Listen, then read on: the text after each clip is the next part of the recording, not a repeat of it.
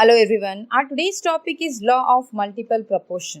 चलिए देखते हैं लॉ ऑफ मल्टीपल प्रपोर्शन को दिया किसने है। सबसे पहले ये देखना बहुत ही जरूरी है, लॉ ऑफ मल्टीपल प्रपोर्शन दिया है डाल्टन ने। स्टेटमेंट पे आइए, देखते हैं स्टेटमेंट क्या है। When two elements combine to form more than one compound, the different masses of one element that combines with the fixed mass of other element bear a simple ratio to one another। तो ये है हमारा law of multiple proportion. तो statement में दिया है, मैंने read कर दिया, क्या नया किया। अब इसको समझिए कि एक्चुअली में क्या कहना चाह रहा है। इस स्टेटमेंट से आप क्या समझ रहे? स्टेटमेंट से हमको ये समझ में आता है कि दो एलिमेंट जब कंबाइन हो रहे हैं तो ये कंबाइन होके क्या कर रहे हैं, दो कंपाउंड बना रहे हैं, एक से ज्यादा कंपाउंड बना रहे हैं। अब ये जो दो कंपाउंड बन रहे हैं, एक से ज्यादा जो कंपाउंड बन रहे हैं, उन कंपाउंड में जो एक एलिमेंट रहेगा का रेशियो क्या रहेगा, फिक्स रहेगा, और दूसरे का क्या रहेगा, चेंज होता रहेगा। फिर से सुन लीजिए, जब एलिमेंट्स कंबाइन होंगे, जब दो एलिमेंट कंबाइन हो रहे हैं तो ये दोनों एलिमेंट कंबाइन होकर क्या कर रहे हैं, अलग अलग कंपाउंड बना रहे हैं। तो अलग अलग जब ये कंपाउंड बना रहे हैं तो हम उसमें ये देख रहे हैं कि जिसमें एक एलिमेंट है उसका जो मास है वो क्या रहेगा, फिक्स रहेगा, वो चेंज नहीं होगा, मास जो है वो वही रहेगा।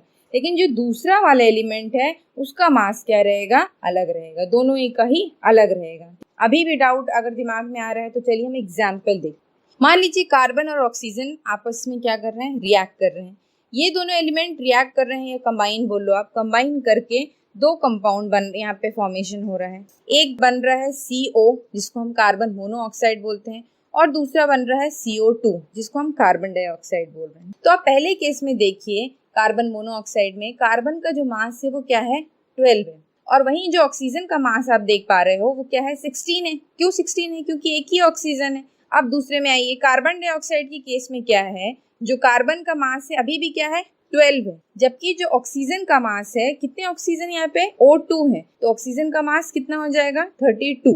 अब ये जो डाटा मैंने यहाँ पे आपके सामने लिखी हूँ, इसको देख के आप एक चीज समझ रहे हो कि जो कार्बन का मास था वो दोनों ही कंडीशन में 12 है, दोनों में ही 12 है। और जब ऑक्सीजन देखोगे तो आपको ये समझ में आएगा कि एक ऑक्सीजन का मास 16 है और एक 32 है। अब भाई बात समझ में आ गई। तो मास आप देखो किसका फिक्स है, फिक्स मास किसका है, कार्बन का है। डिफरेंट मास किसका है, ऑक्सीजन का है। तो यही तो भाई स्टेटमेंट कह रहे हैं, in any compound will combine with the fixed mass of the other element. Clear है? तो हमारा मल्टीपल प्रोपोर्शन क्या है, यही है हमारा मल्टीपल प्रोपोर्शन, कि जो डिफरेंट मास होगा एक एलिमेंट का वो दूसरे एलिमेंट के फिक्स्ड मास से रिएक्ट करके क्या देगा, सिंपल रेशियो देगा। तो जो हमको रेशियो बताना है ना, आखिरी में हमने क्या स्टेटमेंट लिखे हैं, बियर अ सिंपल रेशियो। तो सिंपल रेशियो किसका चाहिए, ये जो डिफरेंट मासेस है ना 16:32, इसका सिंपल रेशियो हमको चाहिए। कितना हो जाएगा, 1:2 हो जाएगा सिंपल रेशियो। चलिए हम और एग्जाम्पल सॉल्व कर लेते हैं तो हमको और समझ में आएगा। स्टेटमेंट से जो बातें क्लियर नहीं होती है ना, वो एग्जाम्पल के थ्रू क्या पूरी क्लियर हो जाती हैं। तो हम और एग्जाम्पल देख लेते हैं। हमारे पास क्या है, और कंपाउंड हैं जो कि किससे बने हुए हैं, कार्बन और हाइड्रोजन से। ये कार्बन और हाइड्रोजन कंबाइन होके क्या बना रहे हैं, हाइड्रोकार्बन्स बना रहे हैं। तो चलिए देखते हैं कौन कौन से हाइड्रोकार्बन है और इनका सिंपल रेशियो हम कैसे निकालते हैं। तो हमारे पास कंपाउंड है, हमने एक टेबल बना दिया है। एक साइड हमने लिख ली कंपाउंड। हमारे कंपाउंड कौन कौन से हैं, एक हो गया आपका मीथेन CH4 जिसको बोलते हैं, दूसरा आपका हो गया इथेन C2H6, तीसरा आपका हो गया इथाइलिन C2H4, और आपका लास्ट हो गया एसिटाइलिन C2H2। तो अपने पास कितने हाइड्रोकार्बन हो गए, 4 हाइड्रोकार्बन है। मल्टीपल रेशियो निकालना है, मल्टीपल प्रोपोर्शन को ध्यान में रखते हुए कैसे निकालें। हमने नेक्स्ट कॉलम बना लिए वेट ऑफ किसका, एलिमेंट, वेट ऑफ एलिमेंट। एक साइड लिख दो आप कार्बन, एक साइड लिख दिया हमने हाइड्रोजन। तो फटाफट कार्बन का वेट लिखते जाओ। एलिमेंट, ये जो कंपाउंड आपके दिए हुए हैं उसको ध्यान में रखते हुए, CH4 में कार्बन का वेट कितना होगा, 12 होगा, एक ही कार्बन है। C2H6 में कितने कार्बन हो गए, 2 कार्बन हो गए। जब कार्बन 2 हो गए तो मास भी डबल हो जाएगा, 24 हो गया।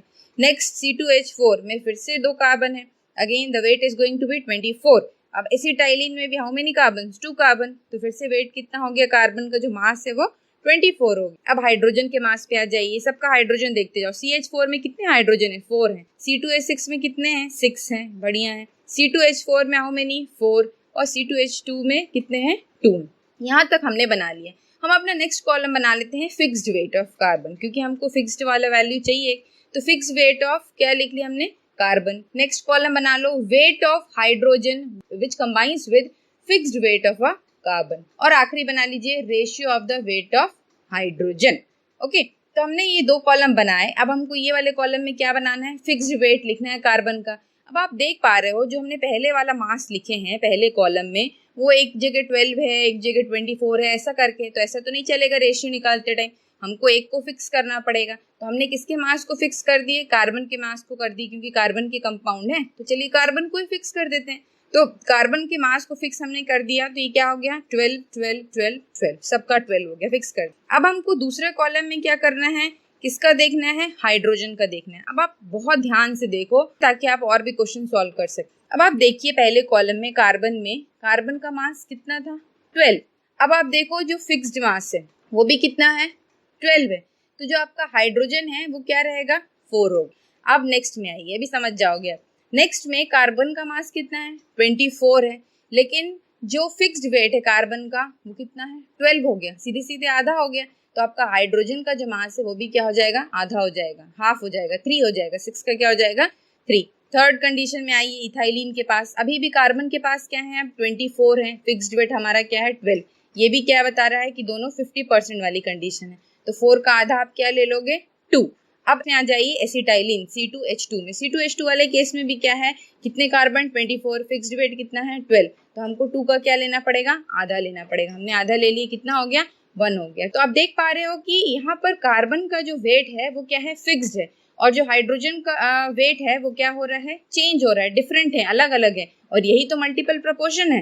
मल्टीपल प्रोपोर्शन क्या बोलता है कि एक एलिमेंट का जो मास है वो क्या रहेगा, फिक्स रहेगा, और दूसरे का क्या रहेगा, अलग अलग रहेगा, डिफरेंट रहेंगे। तो उसी जिनका मास अलग अलग रहेगा उसी का अपन को रेशियो बताना है। तो ratio of weight of hydrogen कितना हो गया 4:3:2:1। ये ऑलरेडी सिंपलेस्ट फॉर्म में, तो इसको और सिंपल फॉर्म में करने की जरूरत नहीं है।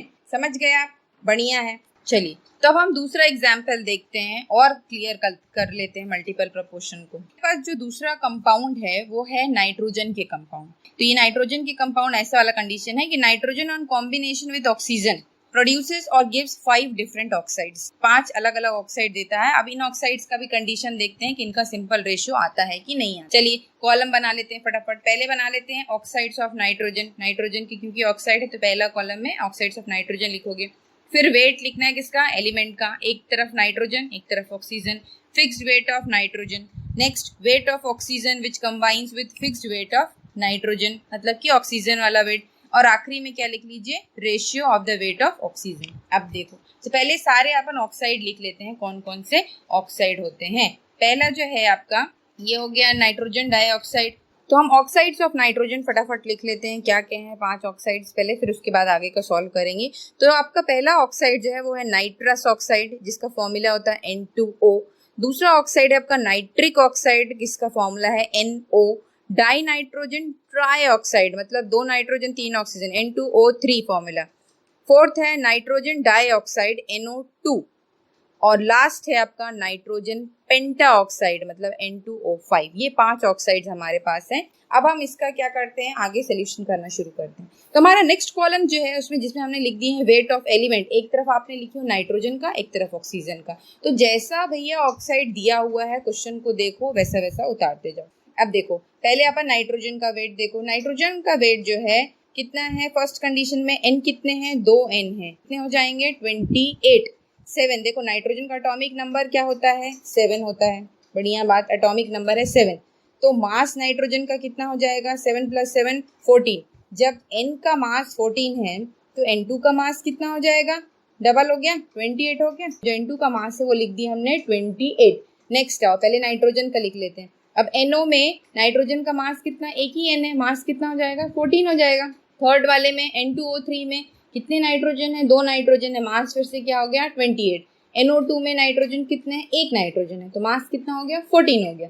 अब फिर लास्ट वाले में देखिए इसमें क्या है N2O5, इसमें भी कितने नाइट्रोजन है, 2 नाइट्रोजन है, तो मास फिर से आपका हो गया 28। अब हम ऑक्सीजन का मास लिखते हैं। ऑक्सीजन में देखो कितने ऑक्सीजन है भाई, 1 ऑक्सीजन है, कितना मास हो गया 16 हो गया। NO में भी कितने ऑक्सीजन है, एक ही ऑक्सीजन है, मास कितना होगा 16 होगा। भूले तो नहीं हो ना, याद है ना ऑक्सीजन का एटॉमिक नंबर 8, मास 16।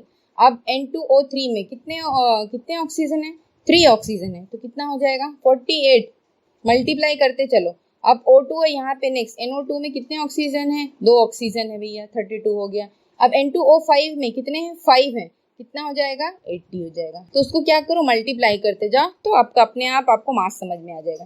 तो ये तो हमने नाइट्रोजन और ऑक्सीजन का मास लिख लिए। चलो अब हमको नाइट्रोजन वेट को क्या करना है फिक्स करना है, क्योंकि रेशियो निकालने के लिए वेट फिक्स नहीं रहेगा। जब आप रेशियो निकालोगे तो सारा रिजल्ट जो है क्या है गड़बड़ आ जाएगा। ठीक है, एक के वेट को अपन ने क्या कर लिए फिक्स कर लिए। किसके वेट को फिक्स कर लिए नाइट्रोजन के वेट को फिक्स कर लिए। आपके दिमाग में ये क्वेश्चन आ सकता है कि आप नाइट्रोजन के वेट को ही क्यों फिक्स कर रहे हो ऑक्सीजन को क्यों नहीं कर रहे हो, क्योंकि अपन जो ऑक्साइड्स हैं वो किसके ले रहे हैं नाइट्रोजन के ऑक्साइड्स, हमने नाइट्रोजन को फिक्स कर लिया। चलिए तो इसको जब फिक्स करेंगे तो कितना ले लो आप 14 ले लो, 14 14 14 14 14 सबको 14 ले लिया हमने, हो गया।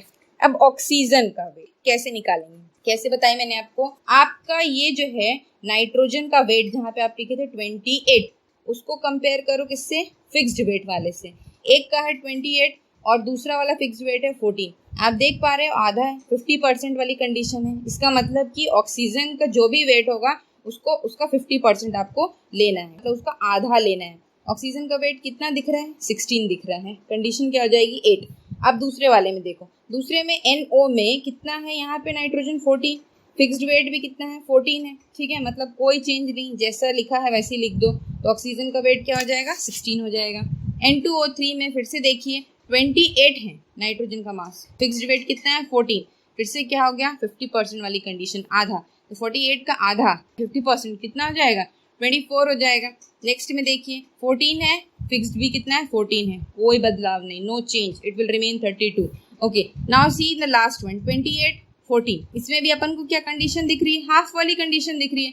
तो 80 लिखा है यहाँ पे 80, क्लियर। तो ये 80 जो है आपका इसका हाफ कितना हो जाएगा it will become 40, right. Okay, so last column is ratio of the weight of oxygen. अब हमको निकालना है इतना जितना हमने बनाए उसको देख के हमको ये समझ में आ रहा है मल्टीपल प्रोपोर्शन को ध्यान में रखते हुए कि भैया एक एलिमेंट का तो वेट यहाँ पे फिक्स है जो कह रहा था मल्टीपल प्रोपोर्शन ये भी कह रहा था कि एक जो दूसरा एलिमेंट रहेगा का मास क्या रहेगा अलग रहेगा, fixed weight of one and different masses of the other. तो अलग अलग मास किसका है ऑक्सीजन वाले का है, ये हम देख पा रहे हैं। कुछ नहीं करो, अभी जैसे लिखे हो 8 16 24 करके रेशियो बना दो पहले। तो 8:16 24 32 40 डिवाइड कर दो, सब किस रेशियो में आ जाएगा ये 1:2 3 4 5।